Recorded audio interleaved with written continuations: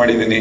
ಅದಾದ್ಮೇಲೆ ದರ್ಶನ್ ಸರ್ದು ಐರಾವತ್, ಅದಾದ್ಮೇಲೆ ಅಗೇನ್ ರಾಟೆ ಧನಂಜಯನು ಇಟ್ಕೊಂಡು ಸಿನಿಮಾ ಮಾಡಿದ್ದು, ಅದಾದ್ಮೇಲೆ ಕಿಸ್ ಅಂತ ಸಿನಿಮಾ ವಿರಾಟ್ ಮತ್ತೆ ಶ್ರೀಲೀಲನ್ ಇಟ್ಕೊಂಡು ಸಿನಿಮಾ ಮಾಡಿದ್ದು. ಇದೆಲ್ಲ ಹಾಳಾಗಿರೋ ಪ್ರೊಸೆಸ್ ಅಲ್ಲ ಸರ್. ಸಿನಿಮಾ ಇಂಡಸ್ಟ್ರಿಗೆ ತುಂಬಾ ಜನ ಟೆಕ್ನಿಷಿಯನ್ಸ್ ಬಂದಿದ್ದಾರೆ, ತುಂಬಾ ಹೀರೋಗಳು ಬಂದಿದ್ದಾರೆ, ತುಂಬಾ ಹೀರೋಯಿನ್ಗಳು ಬಂದಿದ್ದಾರೆ. ನನ್ನ ಸಿನಿಮಾದಲ್ಲಿ ಕೆಲಸ ಮಾಡಿರೋರೆಲ್ಲ ಹೊಸಬ್ರೆ ಸರ್. ನನ್ನ ಬಗ್ಗೆ ಇದು ಏನೋ ನ್ಯೂಸ್ ಮಾಡಿದಾರಲ್ಲ, ಅವ್ರ ಆಧಾರಗಳು ಇಟ್ಕೋಬೇಕಲ್ವ ಸರ್. ನನ್ನ ಹತ್ರ ನ್ಯೂಸ್ ಮಾಡಕ್ಕಿಂತ ಮುಂಚೆ ಏನ್ ತಗೊಂಡಿದೀವಿ ಏನು ಅಂತ ಅಲ್ಲ, ನಾನು ಹೇಳ್ತಾ ಇದ್ದೀನಲ್ಲ, ಒಬ್ರು 50 ಲಕ್ಷ ಹೇಳ್ತಾ ಇದಾರೆ, ಇನ್ನೊಂದು 1 ಕೋಟಿ ಹೇಳ್ತಾ ಇದಾರೆ, ಇನ್ನೊಂದು ಒಬ್ಬ ಯಾರೋ 20 ಕೋಟಿ ಒಂದು ಯಾವ್ದೋ ಬಿಲ್ಡಿಂಗ್ ತಗೊಂಡ್ಬಿಟ್ಟಿದೀನಿ ಅಂತ ಅಂದ್ಬಿಟ್ಟು. ಜಸ್ಟ್ ಅಷ್ಟೆಲ್ಲ ಬೇಡ ಸರ್, ಜಸ್ಟ್ 5000 ರೂಪೀಸ್ ನನ್ನ ಬಗ್ಗೆ ಏನಾದ್ರೂ ತಗೊಂಡಿದೀನಿ ಅಂತ ಜಸ್ಟ್ 5000 ರೂಪಾಯಿ ಕೊಟ್ರೆ ನಾನು 1 ಕೋಟಿ ಕೊಡ್ತೀನಿ ಸರ್. 5000 ತಗೊಂಡಿದೀನಿ ಅಂತ ಹೇಳಿ ತೋರ್ಸಿದ್ರೆ 1 ಕೋಟಿ ರೂಪಾಯಿ ಕೊಡ್ತೀನಿ. ಇದು ಪ್ರೆಸ್ ಮುಂದೆ ನಾನು ಅನೌನ್ಸ್ ಮಾಡ್ತಾ ಇದ್ದೀನಿ. ಸಾಕ ಸರ್? ಅಲ್ಲ 5000 ವಿಷಯ ಬೇಡ. ಅಲ್ಲ ನಾನು ಕೇಳ್ಪಟ್ಟಿದ್ದು ನಿಜನೋ ಸುಳ್ಳು ಅಂತ ಮೊದಲೇ ಹೇಳಿ. ವಾಣಿಜ್ಯ ಮಂಡಳಿನಲ್ಲಿ ಒಂದು ದೂರು ದಾಖಲಾಗಿತ್ತು. ಅದು ದೂರು ದಾಖಲಾಗಿರೋದು ನಿಮ್ಮ ಸಂಭಾವನೆ ಸಂಬಂಧಪಟ್ಟಂಗೆ ಅಂತ ಕೇಳ್ಪಟ್ಟಿದೆ. ಆಮೇಲೆ ಅಲ್ಲಿ ಮಾತುಕತೆಗಳಲ್ಲಾಗಿ ಒಪ್ಪಂದ ಆಗಿದೆ ಅಂತ ಅಂದ್ಬಿಟ್ಟು ಅದನ್ನು ಸ್ವಲ್ಪ ಕ್ಲಿಯರ್ ಮಾಡಿ. ಏನು ಇಲ್ಲ ಸರ್, ನಮ್ದು ಪ್ರೊಡ್ಯೂಸರ್ದು ನಮ್ದು ಒಪ್ಪಂದಗಳೇನಿದೆ ಅದು ಲೀಗಲ್ ಆಗಿದೆ. ಅದನ್ನ ನಾವು ಲೀಗಲ್ ಆಗಿ ಕ್ಲಿಯರ್ ಮಾಡ್ಕೋತೀವಿ. ಆದ್ರೆ ಇಲ್ಲಿವರೆಗೂ ನಾನು ಹೊರಗಡೆ ಎಲ್ಲೂ ಅದನ್ನ ತಗೊಂಡೇ ಬಂದಿಲ್ಲ. ಯಾಕೆ ಅಂತಂದ್ರೆ ಎಲ್ಲರೂ ಕೆಲಸ ಮಾಡೋದು ದುಡ್ಡುಗೋಸ್ಕರ. ಅದು ನನ್ನ ಪ್ರೊಡ್ಯೂಸರ್ ಮಧ್ಯದಲ್ಲಿ ಯಾವುದೇ ರೀತಿ ಭಿನ್ನಾಭಿಪ್ರಾಯಗಳೇನಿಲ್ಲ. ಕೊಡಬೇಕು ತಗೋಬೇಕು ಅನ್ನೋದ್ರಲ್ಲಿ ಅದನ್ನ ನಾವು ಡಿಸೈಡ್ ಮಾಡ್ಕೋತೀವಿ. ಅದೇ ವಾಣಿಜ್ಯ ಮಂಡಳಿನಲ್ಲಿ ಅದು ಡಿಸೈಡ್ ಆಗಿರ್ಬೇಕು. ವಾಣಿಜ್ಯ ಮಂಡಳಿಲಿ ನಾವು ಸಿನಿಮಾ ಮಾಡ್ಬೇಕಾದ್ರೆ ವಾಣಿಜ್ಯ ಮಂಡಳಿಗೆ ಹೋಗಿ ನಾವು ಒಂದು ಸಿನಿಮಾ ಮಾಡ್ತಾ ಇದೀವಿ ಅಂತ ನಾವು ಅಲ್ಲೇನು ನಮ್ಮ ಮತ್ತೆ ಉದಯ ಮೇಹ್ತೋರ್ ಮಧ್ಯದಲ್ಲಿ ಈ ತರದಿದೆ ಅಂತಾನು ಹೇಳ್ಕೊಂಡಿಲ್ಲ. ಶುರು ಮಾಡ್ಬೇಕಾದ್ರೂ ಅವ್ರ ಹತ್ರ ಹೋಗಿಲ್ಲ, ಇದನ್ನ ಕ್ಲಿಯರ್ ಮಾಡ್ಕೋಬೇಕಾದ್ರೂ ಹೋಗಿಲ್ಲ. ಯಾಕೆ ಅಂತಂದ್ರೆ ಅದಕ್ಕೆ ಅಂತ ನಾವು ಫಸ್ಟೇ ಒಂದು ಸಿನಿಮಾ ಮಾಡೋಕ್ಕಿಂತ ಮುಂಚೆನೆ ಡೈರೆಕ್ಟರ್ ಮತ್ತೆ ಪ್ರೊಡ್ಯೂಸರ್ ಮಧ್ಯದಲ್ಲಿ ಒಂದು ಒಪ್ಪಂದ ಆಗುತ್ತೆ. ಅದು ಕಾನೂನು ಪ್ರಕಾರವಾಗಿ ಆಗಿರುತ್ತೆ. ಯಾಕೆಂತಂದ್ರೆ ಇವತ್ತೆಲ್ಲ ನಡೀತಾ ಇರುವಂತದ್ದು ಒಪ್ಪಂದಗಳ ಮೇಲೇನೆ. ಯಾಕೆಂತಂದ್ರೆ ನಾಲಿಗೆ ಮೇಲೆ ಯಾರು ನಿಲ್ಲಲ್ಲ ಅನ್ನೋದಿದೆಯಲ್ಲ, ನಾನಾದ್ರೂ ನಿಲ್ದೇ ಇರ್ಬೋದು,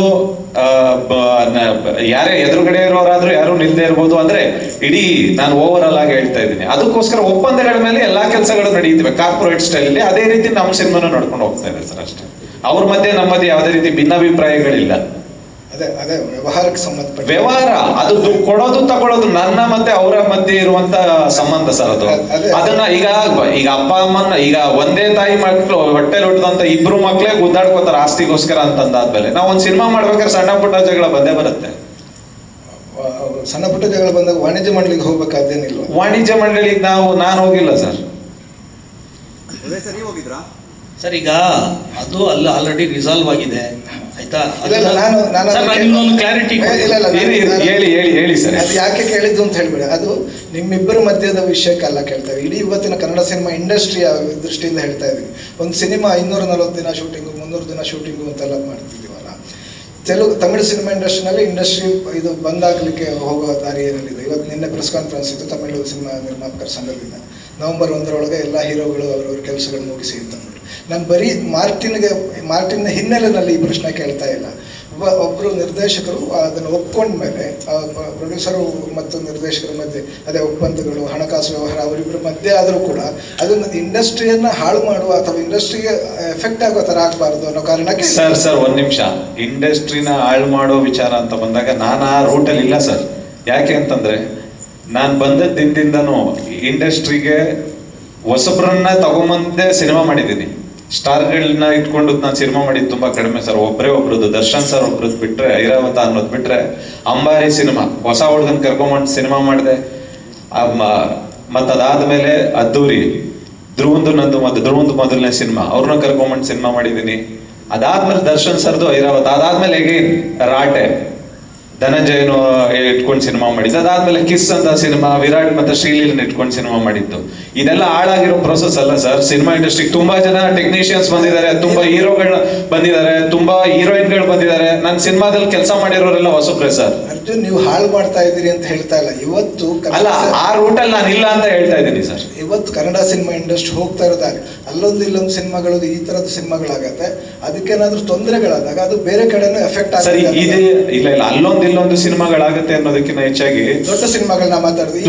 ದೊಡ್ಡ ಸಿನಿಮಾಗಳಂತ ಬಂದಾಗ ಪ್ರಾಬ್ಲಮ್ಗಳು ಬರಲ್ಲ ಸರ್. ಸಣ್ಣ ಸಿನಿಮಾಗಳಂತ ಬಂದಾಗ ಪ್ರಾಬ್ಲಮ್ಗಳು ಬರುತ್ತೆ. ಯಾಕೆ ಅಂದ್ರೆ ಹೊಸಬ್ರು ಮತ್ತೆ ಅದಕ್ಕೆ ಪ್ರಚಾರದ ಲೋಪಗಳಿರ್ಬೋದು, ಪ್ರಚಾರಕ್ಕೆ ಯಾರು ಸ್ಪಂದಿಸದೇ ಇರ್ಬೋದು, ಹೊಸ ಸಿನಿಮಾಗಳಿಗೆ ಯಾರೋ ಫೈನಾನ್ಸ್ ಕೊಡದೇ ಇರ್ಬೋದು. ಈ ತರದ್ದಾದಾಗ ಹೊಸ ಸಿನಿಮಾಗಳನ್ನ ತಂದು ಕನ್ನಡ ಇಂಡಸ್ಟ್ರಿನ ಉಳಿಸುವಂತ ಕಷ್ಟಗಳು ತುಂಬಾನೇ ಇದೆ. ಇವತ್ತಿಗೆಲ್ಲ ಗೆಲ್ತಾ ಇರುವಂತ ಸಿನಿಮಾಗಳು ಸ್ಟಾರ್ ಸಿನಿಮಾಗಳು ಬಿಟ್ರೆ ಹೊಸಬರ ಸಿನಿಮಾಗಳಿಗೆ ಥಿಯೇಟರ್ಗಳು ಸಿಗ್ತಾ ಇಲ್ಲ. ಥಿಯೇಟರ್ಗಳಲ್ಲಿ ಬಾಡಿಗೆ ಜಾಸ್ತಿ ಇದೆ. ಅವ್ರಿಗೆ ಅದಕ್ಕೆ ಸಿನಿಮಾ ಮುಗಿಸುವಷ್ಟರಲ್ಲಿ ಪ್ರಮೋಷನ್ ಮಾಡೋಕ್ಕೂ ಕಷ್ಟ ಆಗಿರುತ್ತೆ, ಅವ್ರ ಹತ್ರ ದುಡ್ಡಿರಲ್ಲ. ಈ ನಿಟ್ಟಿನಲ್ಲಿ ಸಿನಿಮಾ ಸೋಲ್ತಾ ಇದಾವೆ ಹೊರತು ಸಿನಿಮಾ ಬೇರೆ ಯಾವುದೇ ಒಂದು ದೃಷ್ಟಿಲಿ ಸಿನಿಮಾ ಸೋಲ್ತಾ ಇಲ್ಲ ಸರ್. ನಿಮ್ಗೆ ಸ್ಟಾರ್ ಸಿನಿಮಾ ಈಗ ಲಾಸ್ಟ್ ಸಿನಿಮಾ ಇವ್ರು ದರ್ಶನ್ ಸರ್ ಕಾಟೇರ ಸಿನಿಮಾ ಬಂದು ಗೆದ್ದಿದೆ ಅಲ್ಲ ಸರ್. ಅಂದ್ರೆ ದೊಡ್ಡ ದೊಡ್ಡ ಸಿನಿಮಾಗಳು ಬಂದಾಗ ಎಲ್ಲ ಗೆಲ್ತಾನೆ ಬರ್ತಾ ಇದಾವೆ. ಹೊಸ ಸಿನಿಮಾಗಳಷ್ಟೇ ನೋವು ಮತ್ತೆ ಕಷ್ಟಗಳನ್ನ ಅನುಭವಿಸ್ತಾ ಇರುವಂತದ್ದು. ಯಾಕೆಂತಂದ್ರೆ ಕೆಲವೊಂದು ಥಿಯೇಟರ್ಗಳಿಗೆ ಜನನೇ ಬರ್ತಾ ಇಲ್ಲ. ಯಾಕೆಂದ್ರೆ ಹೊಸ ಹುಡುಗರುಗಳು ಸಿನಿಮಾ ಮಾಡ್ತಾ ಇದಾರೆ ಅಂತ, ಹೊಸ ಹುಡುಗರುಗಳು ಸಿನಿಮಾ ಮಾಡ್ತಾ ಇದಾರೆ ಅಂತಂದಾಗ ಅದಕ್ಕೆ ಪ್ರಚಾರದ ಅಭಾವನೂ ಇರ್ಬೋದು. ಅಷ್ಟರಲ್ಲಿ ಏನೋ ಈ ಸಿನಿಮಾ ಚೆನ್ನಾಗಿದೆ ಅನ್ನೋ ಅಷ್ಟರಲ್ಲಿ ಒಂದು ವಾರ ಮಲ್ಟಿಪ್ಲೆಕ್ಸ್ ಅಲ್ಲೆಲ್ಲ ತೆಗೆದೇ ಹಾಕ್ಬಿಡ್ತಾರೆ. ಯಾಕೆಂತಂದ್ರೆ ಅವ್ರಿಗೆ ಥಿಯೇಟರ್ ತುಂಬಬೇಕು. ಅಂತ ಮಧ್ಯದಲ್ಲಿ ಸಿಂಗಲ್ ಸ್ಕ್ರೀನ್ ಅವರೇ ಬದುಕಿಸ್ತಾ ಇರೋದು ಹೊಸ ಇದ್ರ ಸಿನಿಮಾಗಳನ್ನ ಅನ್ನೋದು ಬಿಟ್ರೆ ಈ ರೀತಿ ಸಾಯ್ತಾ ಇದಾವೆ. ಇನ್ಯಾವ ರೀತಿನೂ ಸಾಯ್ತಾ ಇಲ್ಲ ಸರ್. ಎಲ್ಲರೂ, ಪ್ರತಿಯೊಬ್ಬ ಡೈರೆಕ್ಟರ್ ಆಗ್ಲಿ, ಪ್ರತಿಯೊಬ್ಬ ನಿರ್ಮಾಪಕ ಆಗ್ಲಿ, ಪ್ರತಿಯೊಬ್ಬ ಆರ್ಟಿಸ್ಟ್ ಆಗ್ಲಿ, ಎಲ್ಲರೂ ನಮ್ಮ ಸಿನಿಮಾ ಚೆನ್ನಾಗಾಗ್ಬೇಕಂತಾನೆ ಸಿನಿಮಾ ಇಂಡಸ್ಟ್ರಿಗೆ ಬರೋದು. ಸಿನಿಮಾದಲ್ಲಿ ದುಡ್ಡು ಮಾಡ್ಬೇಕು ಅಂತಾನೆ, ಸಿನಿಮಾದಲ್ಲಿ ಹೆಸರು ಮಾಡ್ಬೇಕಂತಾನೆ ಬರೋದು. ಬಟ್ ಯಾರೋ ಉದ್ದೇಶನೋ ಈ ಸಿನಿಮಾನ ಹಾಳು ಮಾಡ್ಬೇಕನ್ನೋದು ಯಾರ್ದು ಇರಲ್ಲ ಸರ್.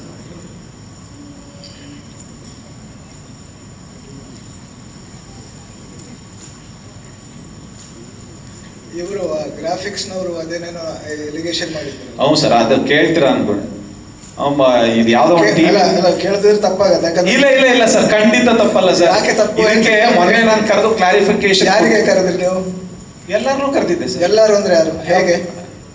ಅಂದ್ರೆ ನನಗೆ ಯಾರ್ಯಾರು ಗೊತ್ತಿತ್ತು, ಸುಧೀಂದ್ರ ವೆಂಕಟೇಶ್ ಅವ್ರಿಗೆ ಹೇಳಿದ್ದೆ ಸರ್, ಎಲ್ಲಾರನ್ನೂ ಪ್ರೆಸ್ ಮೀಡಿಯಾದವ್ರನ್ನ ಕರೀರಿ, ನಾನು ಮಾತಾಡೋದಿದೆ ಅಂತ.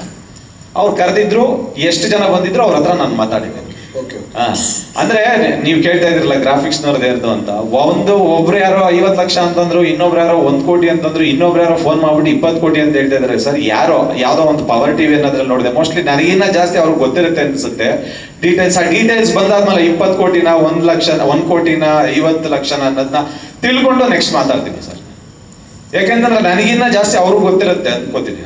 ಯಾರು ನನ್ನ ಬಗ್ಗೆ ಇದು ಏನೋ ನ್ಯೂಸ್ ಮಾಡಿದಾರಲ್ಲ, ಅವ್ರ ಆಧಾರಗಳು ಇಟ್ಕೋಬೇಕಲ್ವ ಸರ್. ನನ್ನ ಹತ್ರ ನ್ಯೂಸ್ ಮಾಡೋಕ್ಕಿಂತ ಮುಂಚೆ ಏನ್ ತಗೊಂಡಿದೀವಿ ಏನು ಅಂತ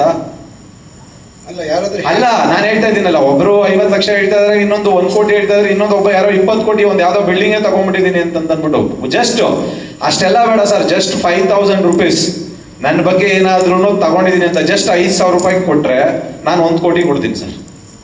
5000 ತಗೊಂಡಿದ್ದೀನಿ ಅಂತ ಹೇಳಿ ತೋರ್ಸಿದ್ರೆ 1 ಕೋಟಿ ರೂಪಾಯಿ ಕೊಡ್ತೀನಿ. ಇದು ಪ್ರೆಸ್ ಮುಂದೆ ನಾನು ಅನೌನ್ಸ್ ಮಾಡ್ತಾ ಇದ್ದೀನಿ. ಸಾಕ ಸರ್? ಅಲ್ಲ 5000 ವಿಷಯ ಬೇಡ. ಅದು ಅಲ್ಲ ಅಲ್ಲ ಅಲ್ಲ, ಹೇಳಿರೋದು ಒಂದೇ. ಒಂದ್ ನಿಮಿಷ ಅದೇನೋ ನಡೀತಾ ಇದೆಯಲ್ಲ ಲೀಗಲ್ ಇದು ಕಾನೂನು, ಅದು ಸರ್ ನಡೆದಾದ್ಮೇಲೆ ಮಾತಾಡ್ಬೇಕು ಸರ್. ಅಂದ್ರೆ ಹೆಸರೇ ಇಲ್ಲದೆ ಉದ್ದೇಶಪೂರ್ವಕವಾಗಿ ಮಾಡುವಂತದ್ದನ್ನ ತಪ್ಪು ಅಂತ ಹೇಳ್ತೀನಿ ಅಲ್ವಾ. ಇವಾಗ ನಿರ್ಮಾಪಕರು ಹೇಳಿದ್ರಲ್ಲ, ನನ್ನ ಬಗ್ಗೆ ಕಂಪ್ಲೇಂಟ್ ಮಾಡಿಲ್ಲ, ನನ್ನ ಬಗ್ಗೆ FIR ಇಲ್ಲ, ಇನ್ನೊಂದಿಲ್ಲ ಅಂತಂದಾಗ ನಾನೇ ನೋಡ್ತಾ ಇದ್ದೀನಿ ಮನೇಲಿ ಕೂತ್ಕೊಂಡು ನನ್ನ ಹೆಂಡತಿ ಮಕ್ಳ ಜೊತೆ ನನ್ನ ಮಗನ ಜೊತೆ ಆಟ ಆಡ್ತಾ ಇರ್ಬೇಕಾರೆ AP ಅರ್ಜುನ್ ಅರೆಸ್ಟ್ ಅಂತ ಬರ್ತಾ ಇದೆ. ನಮ್ಮ ಅಮ್ಮನ ಪಕ್ಕದಲ್ಲಿ ಕೂತಿದ್ದೀನಿ, ಹೆಂಗಾಗ್ಬೇಕು ನನಗೆ? ಚಾನಲ್ ಅಲ್ಲಿ ಬರ್ತಾ ಇತ್ತ ಸುದ್ದಿ? ಹೌದು, ಬರ್ತಾ ಇತ್ತು. ಅರೆಸ್ಟ್ ಅಂದ್ರೆ ಸ್ಟೇಷನ್ ಅಲ್ಲಿ ಕರೆದ್ರು ಅದನ್ನ ಅರೆಸ್ಟ್ ಅಂತ ಅನ್ಕೋ ಗೊತ್ತಿಲ್ಲ. ಇಲ್ಲ ಇಲ್ಲ, ಅದು 15 ದಿನಕ್ಕೆ ಮುಂಚೆ ಅವ್ನು ಬಂದು ಯಾರೋ ತಗೊಂಡು ನಮ್ಮ ಹತ್ರ ಮೋಸ ಮಾಡಿ ಹೋಗಿದ್ನಲ್ಲ ಸತ್ಯಾರೆಡ್ಡಿ ಅಂತ ವ್ಯಕ್ತಿ, ಅವನ್ ಬಂದು 15 ದಿನಕ್ಕೆ ಮುಂಚೆ ಆ ವಿಚಾರ ಬಸವೇಶ್ವರ ನಗರ ಸ್ಟೇಷನ್ ಅಲ್ಲಿ ಮುಗಿದು ಅವನು ಜೈಲ್ಗೆ ಹೋಗಿ ಅವನು ಬೇಲ್ ತಗೊಂಡು ಹೊಡೋಗಿದ್ದಾನೆ.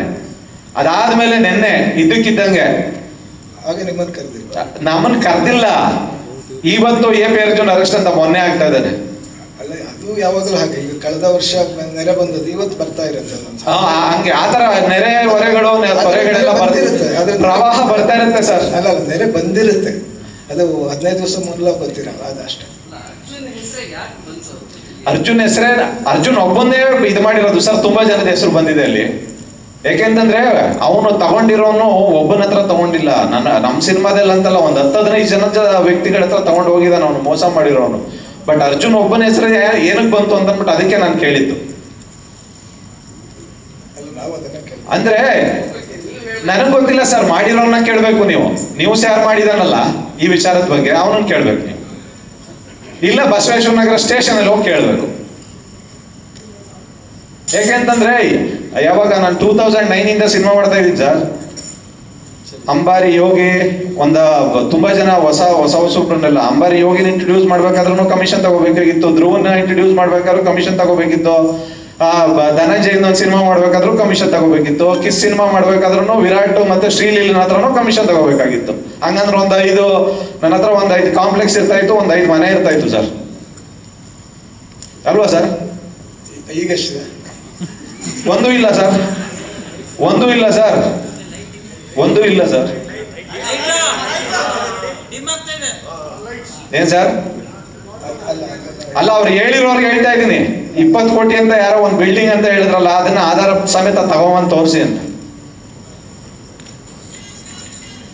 ಸರಿ, ಈಗ ಸಿನಿಮಾ ಬಗ್ಗೆ ಇಲ್ಲ ಸರ್, ಒಂದು ಅಂತಂದಾಗ ನಮ್ ಟ್ರ್ಯಾಕ್ ರೆಕಾರ್ಡ್ ಹಿಂದೆ ಎಲ್ಲ ಇದ್ರೆ ಅಂತಂದ್ರೆ ಏನು ಬೇಜಾರಾಗಲ್ಲ ಸರ್. ಹಿಂದೆ ಏನು ಇಲ್ಲದೆ ಇದ್ದಾಗ ಇದ್ದಕ್ಕಿದ್ದಂಗೆ ಒಬ್ಬನ್ನೇ ಹೆಸರನ್ನೇ ತೆಗೆದು ನ್ಯೂಸ್ ಮಾಡೋದಿದೆಯಲ್ಲ, ಅವಾಗ ಮಾತಾಡಲೇಬೇಕಾಗುತ್ತೆ. ಯಾಕೆಂತಂದ್ರೆ ನೀವು ತುಂಬಾ ದಿನದಿಂದ ನೋಡಿದಿರಲ್ವಾ ಸರ್ ನನ್ನನ್ನ? ನೋಡಿದ್ದೀನಿ ಅಲ್ವಾ ಸರ್? ಹಾಗಾದ್ರೆ APRG ಬಗ್ಗೆ ನಿಮ್ಗೂ ಗೊತ್ತಿರ್ಬೇಕಲ್ಲ. ಅಲ್ಲ ಸರ್, ಎಲ್ಲಾದ್ರೂ ಒಂದ್ ಕಡೆ ಬರ್ಲೇಬೇಕಲ್ಲ ಸರ್. 16 ವರ್ಷದ ಇಷ್ಟರಲ್ಲಿ ಎಲ್ಲಾದ್ರೂ ಒಂದ್ ಕಡೆ ಬರ್ಬೇಕಲ್ಲ ಸರ್. ಒಂದ್ ಅಗಳ ಎಲ್ಲೋ ಮೊಸರನ್ನ ತಿನ್ನೋರ್ಗೆ ಎಲ್ಲಾದ್ರೂ ಒಂದ್ ಕಡೆ ಅಂಟ್ಕೊಂಡಿರುತ್ತಲ್ಲ ಸರ್. ಅದು ಅಲ್ಲ, ದೊಡ್ಡ ಕಾಸಿನ ವಿಷಯದ ಅಲ್ಲ ನಾನು ಮಾತಾಡ್ತಾ ಇದ್ದೇನೆ, ಬೇರೆ ಗೊತ್ತಲ್ಲ. ಅಲ್ಲ, ಇಲ್ಲಿವರೆಗೂ ಅದೇ ನಡೀತಾ ಇತ್ತಲ್ಲ, ಅದಕ್ಕೆ. ಧ್ರುವ ಮಾರ್ಟಿನ್ ಮತ್ತು KDಗಳ ಮಧ್ಯೆ ಏನಾಗ್ತಾ ಇದೆ ಅಣ್ಣ? 2 ಸಿನಿಮಾನು ನಡೀತದೆ. ಮಾರ್ಟಿನ್ ಈಗ ಅಕ್ಟೋಬರ್ 11ಕ್ಕೆ ರಿಲೀಸು, KD ಡಿಸೆಂಬರ್ಗೆ. ಅಲ್ಲ, ಜನರಿಗೆ ಒಂದೊಂದ್ಸಲ ಕನ್ಫ್ಯೂಷನ್ಸ್ ಆಗ್ಬಿಡುತ್ತೆ.